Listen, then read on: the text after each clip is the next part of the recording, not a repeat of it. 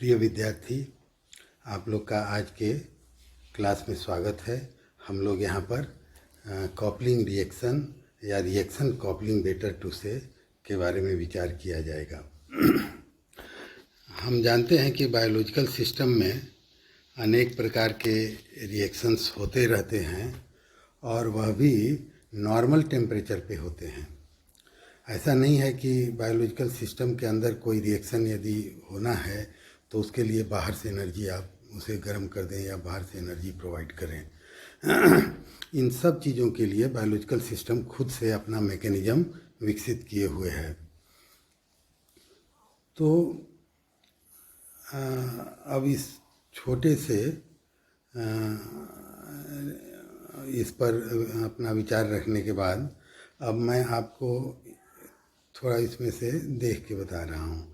Biochemical process are pre condition to act on normal temperature, therefore they have developed their own modus operandi and ensures all type of reaction to take place, no matter they are endothermic or exothermic. One of such innovation is reaction coupling. Three type of reaction coupling recognized are two coupled half reaction and one spontaneous and one non-spontaneous. दूसरा तरीका है two reaction coupled by common intermediate, और तीसरा है active transport of ion couple to a chemical reaction, और चौथा chemical reaction. Examples of coupling is thermite reaction और copper smelting. यह केमिकल है, यह बाहर की बात है, लिविंग सिस्टम की बात नहीं है। डी वाला तो हम लोगों ने इसमें ये देखा कि किसी भी प्रकार का रिएक्शन हो, जब यह कहा जा रहा है तो इसका मतलब रिएक्शन के दो प्रकार होते हैं, एक स्पॉन्टेनियस होगा और दूसरा नॉन स्पॉन्टेनियस होगा। तो इसी बात को दूसरे शब्दों में जब कहते हैं तो एक्सरगोनिक या एक्सोथर्मिक, और वो है जो स्पॉन्टेनियस होगा जिसका डेल जी माइनस होगा, और इंडरगोनिक या इंडोथर्मिक या नॉन स्पॉन्टेनियस जो रिएक्शन है दूसरा टाइप वह हो जाता है, तो यह नॉन स्पॉन्टेनियस होता है। तो ये दो प्रकार के रिएक्शन रहेंगे, इनका डेल जी पॉजिटिव होता है जो नॉन स्पॉन्टेनियस होते हैं, इंडरगोनिक होते हैं। तो अब देखिए जो प्रक्रिया नेचर ने अपनाया है बायोलॉजिकल सिस्टम के अंदर, उसमें उसने दो तीन तरह से यह काम करने का प्रयास किया है। तो इसी के अंतर्गत यह बात आता है कि रिएक्शन कॉपलिंग की जाती है। तो रिएक्शन कॉपलिंग में एक रिएक्शन जिसका डेल जी निगेटिव हो, माने वह स्पॉन्टेनियस हो, मतलब वह एक्सरगोनिक हो या एक्सोथर्मिक हो, ये इतने शब्द सिनोनिमसली लगेंगे उसके प्रॉपर्टीज के रूप में। तो एक तो ये रिएक्शन हुआ, यह स्पॉन्टेनियस होगा, और दूसरा रिएक्शन वह होगा जो कि जिसका डेल जी पॉजिटिव होगा और वह नॉन स्पॉन्टेनियस होगा, और वह इंडरगोनिक होगा या इंडोथर्मिक होगा, मतलब बाहर से उसे एनर्जी की ज़रूरत पड़ेगी तभी वह रिएक्शन होगा, अदरवाइज वह नॉन स्पॉन्टेनियस है, वह फॉरबिडन रिएक्शन है।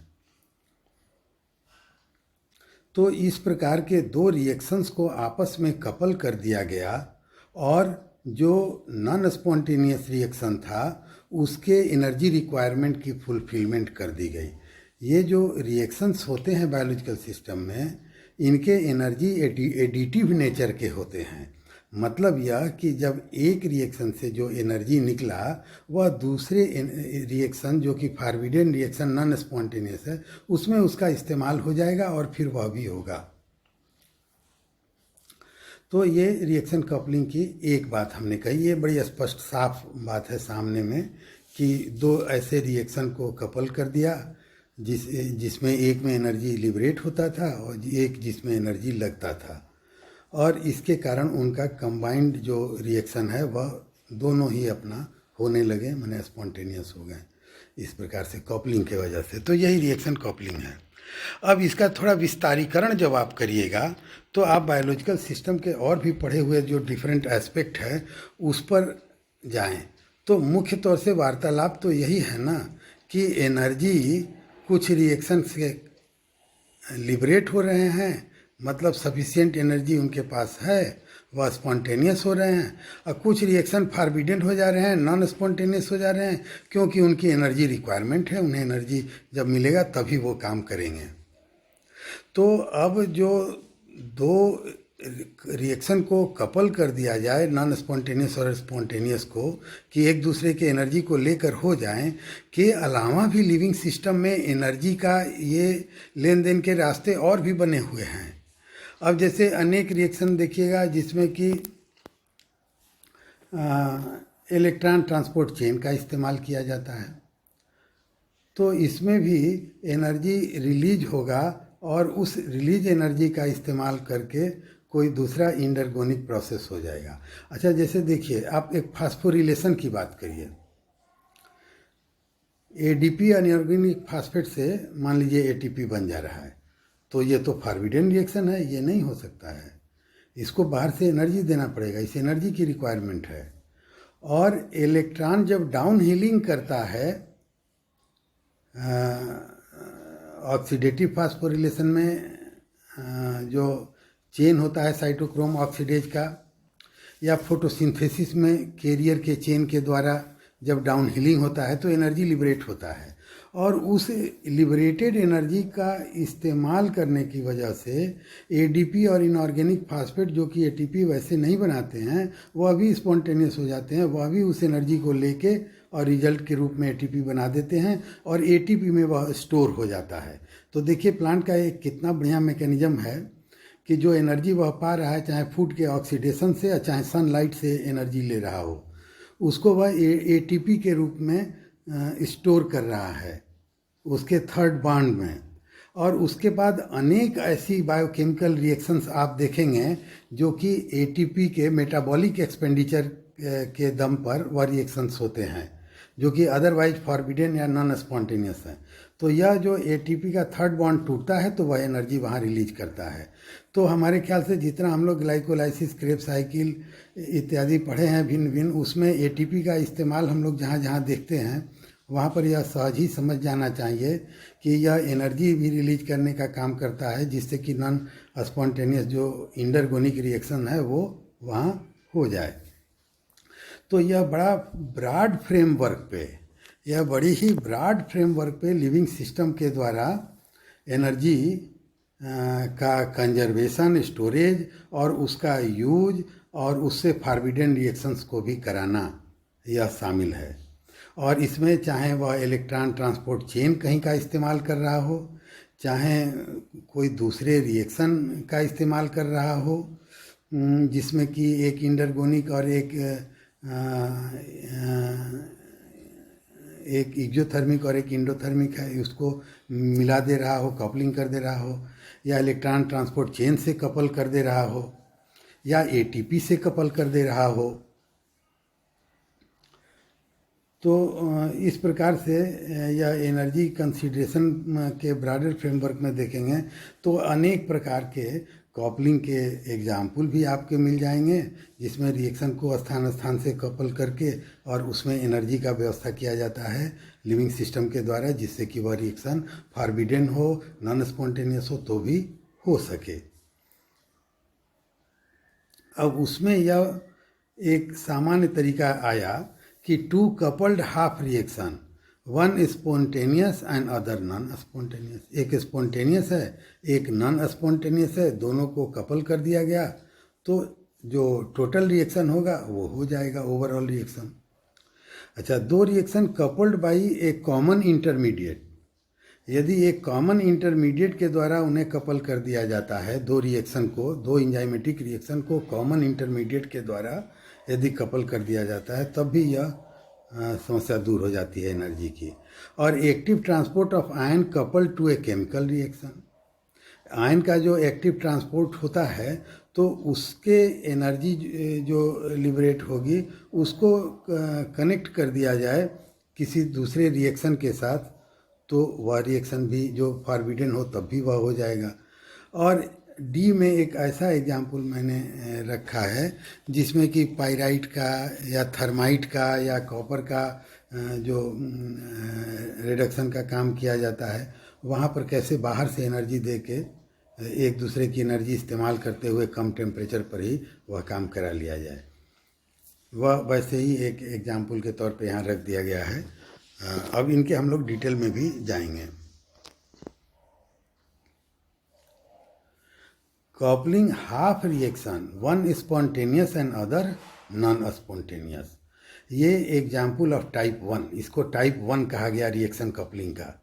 सम enzyme catalyse reaction can be expressed in two coupled half reactions, one spontaneous and the other non-spontaneous. The free energy change of the half reaction may be added to yield the free energy of the coupled reaction. For example, in the reaction catalyzed by the glycolysis enzyme hexokinase, the two half reaction, अब देखिए उसको example से दिया गया। Half reaction में एक तो ATP ले लिया गया, एटीपी और H2O हाइड्रोलाइसिस होगा, एडीपी बनेगा, इनऑर्गेनिक फास्फेट बनेगा। पर यहाँ पर निगेटिव डेल एनर्जी है 31 किलो जूल्स पर मोल। यह रिएक्शन एक है, एक हाफ रिएक्शन। अब एक देखिए दूसरा reaction, glucose plus inorganic phosphate, और इससे बनाना है हमें ग्लूकोज 6 फास्फेट। परंतु यह इंडरगोनिक है या फॉरबिडन है या ऐसे नहीं हो पाएगा। क्यों नहीं हो पाएगा भाई? क्योंकि इसके डेल जी को देखिए, डेल जी का मान इसका है +14 किलो जूल्स पर मोल। तो ये +14 है, इसलिए यह नहीं हो पाएगा। प्लस में है, पॉजिटिव मान है डेल जी का, तो यह नॉन स्पॉन्टेनियस है। अब हमने क्या किया कि यहाँ पर दोनों रिएक्शन, दोनों ये जो हाफ रिएक्शन है 1 और 2, इसको कपल कर दिया गया। और तब जब यह इसको कंसीडर करेंगे कि एटीपी प्लस ग्लूकोज बराबर एडीपी प्लस ग्लूकोज फास्फेट, अब यह रिएक्शन नॉर्मली हो गया। तो ज़रा देखिए डेल जी का कंसीडरेशन किया जाए, क्योंकि यही एनर्जी का कंसीडरेशन सामने रखेगा और वह यह कहेगा कि नहीं यह रिएक्शन हो रहा है और क्यों हो रहा है, यह समझा देगा। डेल जी बराबर -31, एटीपी के हाइड्रोलाइसिस का -31 केजे था, किलो जूल्स था। और जो दूसरा वाला फॉरबिडन इंडरगोनिक रिएक्शन था उसका +14 किलो जूल था। तो इसको जब घटा दीजिएगा तो पाइएगा अभी भी इस ओवरऑल रिएक्शन में डेल जी का मान -17 किलो जूल्स पर मोल हो रहा है। तो इसका मतलब कि निगेटिव डेल जी है और यह रिएक्शन सरलता से हो जा रहा है। तो पहले रिएक्शन का इसमें जो एनर्जी निकला उसे इस्तेमाल किया और जो फॉरबिडन रिएक्शन था वह भी हो गया। तो यह टाइप 1 रिएक्शन है। अब हम देख रहे हैं कि यहाँ एटीपी का इस्तेमाल करके हाइड्रोलाइसिस से उससे एनर्जी जो निकलता है उसका इस्तेमाल। अब आप जब गौर फरमाइएगा तो देखिएगा पूरे लिविंग सिस्टम में जितने हम लोग क्रेब साइकिल, ग्लाइकोलाइसिस और इस प्रकार से तरह तरह के जगह पे जहाँ जहाँ एटीपी का कंजम्पशन होता है मेटाबॉलिक एनर्जी का, वहाँ वहाँ आप यह पाएंगे कि यह एक एक्सर्गोनिक रिएक्शन के रूप में, स्पॉन्टेनियस रिएक्शन के रूप में एनर्जी रिलीज कर रहा है और दूसरा नॉन स्पॉन्टेनियस को स्पॉन्टेनियस बना दे रहा है अपने एनर्जी देने के कारण। अब देखिए टाइप 2 एक दूसरा मैकेनिज्म दिखा जाए। Two separate enzyme catalysed reaction, two separate enzyme catalysed reaction occurring in the same cellular compartment, one spontaneous and the other non-spontaneous। कैसे भाई? तो coupled by a common intermediate, वह रिएक्टेंट का भी हो सकता है, प्रोडक्ट भी हो सकता है। तो दोनों जो है आपस में उनकी कपलिंग कर दी गई, किसके साथ? तो एक कॉमन इंटरमीडिएट के साथ।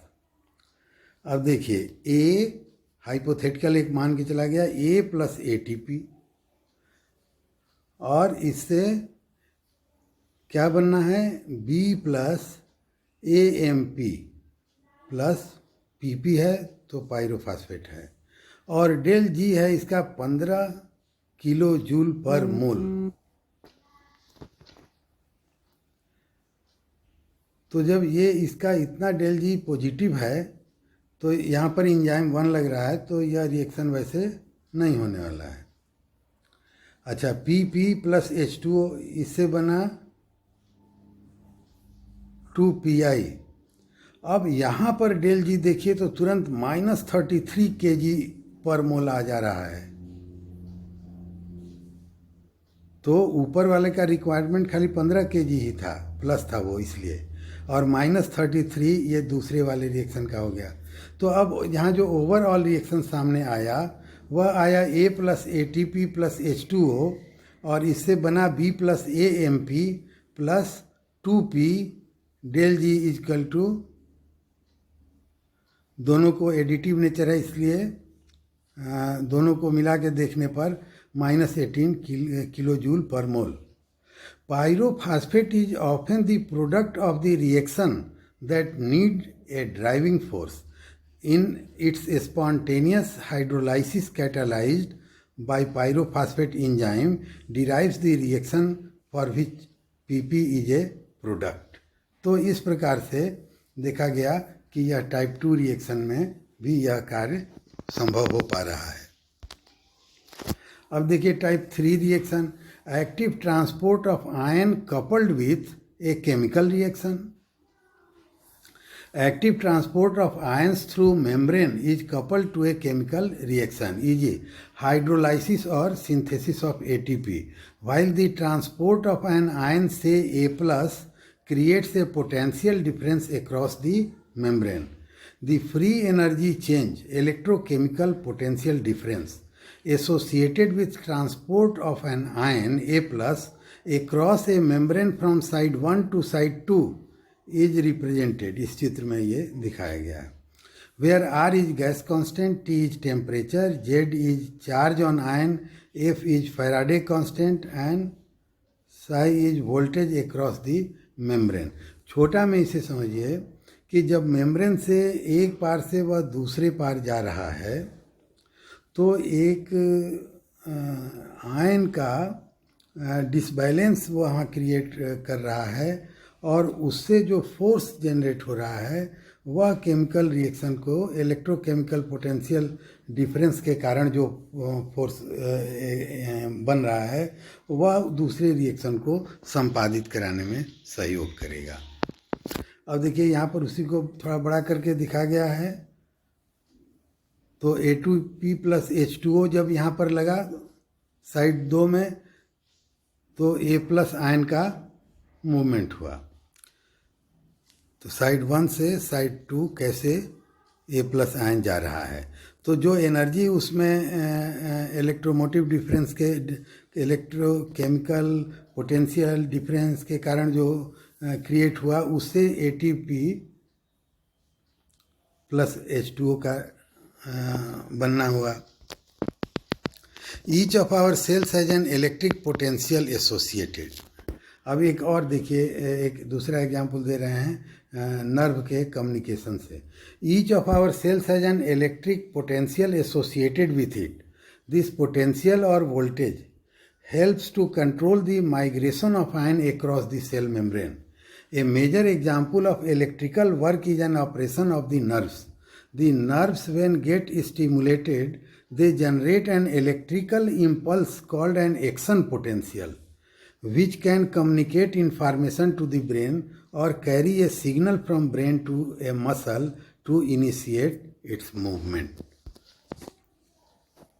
Since free energy change are additive, the spontaneous direction for the coupled reaction will depend on the relative magnitude of del G for ion flux. Del G varies with ion gradient and voltage. And del G for the chemical reaction, del G0 is negative in the direction of ATP hydrolysis. The magnitude of del G also depends on the concentration of ATP, ADP on inorganic phosphate. Two examples of such coupling are active transport and ATP synthesis. The membrane transport requires energy or ATP. The spontaneous ATP hydrolysis, negative del G, is coupled with drives ion flux against a gradient where there is positive del G. Against the concentration gradient भी move करेगा ion को, क्यों करेगा? क्योंकि ATP जो exothermic था, तो उसकी हाइड्रोलाइसिस से जो एनर्जी निकली, उस एनर्जी का इस्तेमाल करके तब जो है वो उस आयन को अंदर ले रहा है। B. ATP synthesis. It takes place in mitochondria, which is also known as the powerhouse of the cell and where the synthesis of ATP occurs. The spontaneous H flux, spontaneous H flux, ये अपने आराम से हो रहा है, negative del G का है H flux, across ए membrane के आर पार यह हो रहा है, दूसरी तरफ से अंदर की ओर आ रहा है। तो is coupled in drives ATP synthesis which has positive del G. जब इनऑर्गेनिक फास्फेट और ADP से ATP का निर्माण होगा तो यहाँ पर del G पॉजिटिव होगा। तो जो H फ्लक्स के कारण जो spontaneously across the membrane of mitochondria हो रहा है, उससे जो फ्लक्स जनरेट हुआ, उसकी वजह से यह ATP के सिंथेसिस का कार्य हो जाता है, जो कि इंडरगोनिक है। Coupled reaction in bioenergetic cell commonly employ either of two mechanisms to cause endergonic reaction to take place. The glycolysis example is to create reactant and product concentration that are markedly different from equilibrium value. This can be brought about either through the production of additional reaction or through the removal of products by drawing them into other cellular reaction. Glucose plus ATP, अब देखिए glucose phosphate बन गया और ADP का निर्माण हुआ। Glucokinase enzyme है और इसका -16.79 के जूल्स ये डेल जी का निगेटिव वैल्यू है। The reaction has del G value of 1.67 kilojoule per mole and the isolated reaction would not expected to occur spontaneously. Fructose 6 phosphate से फ्रुक्टोज 1,6 फास्फेट बनाने की क्रिया। When reactants and products occur in equimolar concentration. However, in cell there is an enzyme that catalyzes the conversion of fructose 6 phosphate to fructose 1,6 diphosphate and the del G value of this reaction is -14. In the parlance of bioenergetics, the equilibrium of this reaction lies far to the right. तो fructose 6 phosphate से ATP के इस्तेमाल से fructose 1,6 diphosphate. In cells of two reactions are coupled, that is by removing the product of the first reaction, its concentration is shifted away from its equilibrium value, allowing more products to be formed and therefore both reactions proceed sequentially. The total free energy change for a sequence of coupled reaction is equal to the sum of the free energy change of the individual reaction of the sequence. In the example just given, del G for the sequence of reactions is -14 and +1.67 equal to -12.5। फिर negative, अंततः दोनों का additive effect में क्या आया? -12 negative del जी, और इस प्रकार से यह पूरा हुआ। A second type of coupling occur when exergonic and endergonic reaction are catalysed by same enzyme in cells of reaction. अब यह ऊपर में भी बताया गया था, ग्लूकोज से ग्लूकोज 6 फास्फेट बने तो एक एटीपी के हाइड्रोलाइसिस से -30 डेल जी लिया और ग्लूकोज से फास्फेट बनने की क्रिया जो +13 था, और ये दोनों को मिला के निगेटिव डेल जी होने के कारण यह रिएक्शन हुआ। The exergonic reaction is thus coupled to a endergonic reaction by glucokinase and some of the free energy yielded by the exergonic reaction is consumed to drive the endergonic reaction. Exergonic reaction के energy को इस्तेमाल करके, यहाँ थोड़ा गलती लिख गया है, इंडरगोनिक रिएक्शन को ड्राइव कर दिया जाता है, जो दूसरा वाला है यहाँ। Reaction coupling, released energy drives and endergonic reaction. एक एटीपी हाइड्रोलाइसिस हो गया,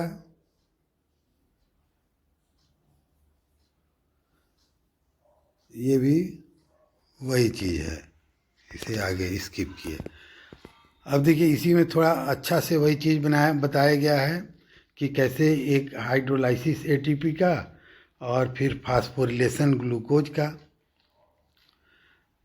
एक इंडरगोनिक एक एक्सर्गोनिक, पहला वाला है एक्सर्गोनिक, दूसरा वाला है इंडरगोनिक +14 है, और उसके बाद जब दोनों मिश्रित रूप में होंगे कपुल रिएक्शन के रूप में, तब नेट रिजल्ट में दोनों हो जाएंगे।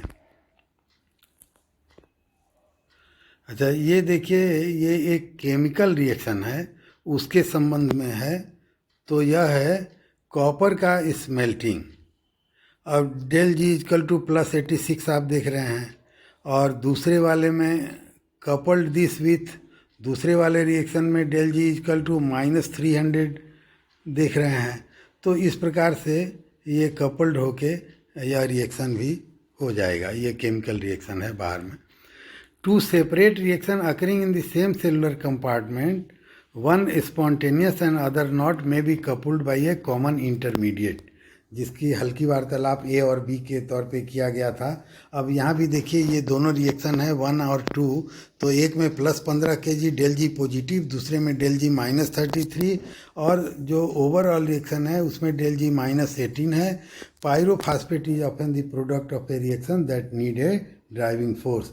In spontaneous hydrolysis catalyzed by pyrophosphate enzyme, pyrophosphatase enzyme derive the reaction for which pyrophosphate is a product. अब देखिए ये बहुत बेहतरीन यहाँ पर दिखाया गया है, जिसमें एनर्जी कपलिंग डायरेक्ट किया जा रहा है। ग्लूकोज से को CO2H2O में यदि तोड़ा जा रहा है, तो देखिए फिर यहाँ पर यह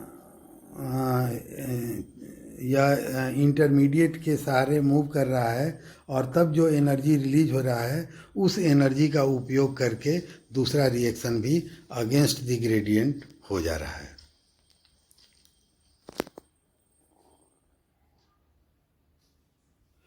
इसी प्रकार से यहाँ भी कपल रिएक्शन स्पॉन्टेनियस और नॉन स्पॉन्टेनियस, डेल जी -10 डेल जी +8, और उसको मिला के यहाँ पर फाइनल में डेल जी -2 हो रहा है, इसलिए यह रिएक्शन भी हो रहा है। तो दो स्पॉन्टेनियस और नॉन स्पॉन्टेनियस इक्वेशन को मिक्स करने पर इस प्रकार से हो रहा है। When combined the coupled reaction have a net negative del G, so both reaction can occur spontaneously. अब यहाँ एक और लंबा रास्ता देखिए, जिसमें मान लीजिए कि फोटोसिंथेसिस वाला जो हील रिएक्शन होता है, उसमें एक बार लाइट एनर्जी पाके अप हीलिंग होती है, तो उच्च स्तर पर हो गया। अब रिपीटेड ऑक्सीडेशन रिडक्शन के साथ वो नीचे आ रहा है। तो उन प्रत्येक क्रियाओं में कैसे वह कार्य कर रहा है, एनर्जी जो रिलीज हो रहा है उसका कैसे इस्तेमाल किया जाएगा। अब इसी प्रकार से यहाँ पर एनर्जी रिलीज इत्यादि को कपल्ड रिएक्शन करके दोनों में देखा गया है। कैटालाइटिक पाथवे और दूसरा है एनाबॉलिक पाथवे।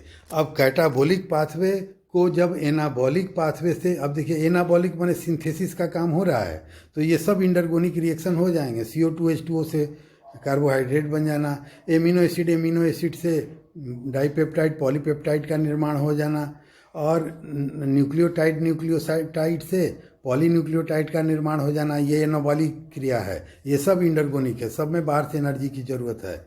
और कैटाबॉलिक रिएक्शन है, चाहे वो ग्लाइकोलाइसिस होता हो, चाहे क्रेब साइकिल होता हो, चाहे साइटोक्रोम ऑक्सीडेज सिस्टम में इलेक्ट्रॉन का मूवमेंट होता हो डाउनवर्ड, चाहे हिल रिएक्शन में डाउनवर्ड मूवमेंट होता हो, तो चाहे उसको ATP से जोड़ के देखें। तो इस प्रकार से आप यह देखेंगे कि यदि कैटाबॉलिक रिएक्शन के साथ एनाबॉलिक रिएक्शन को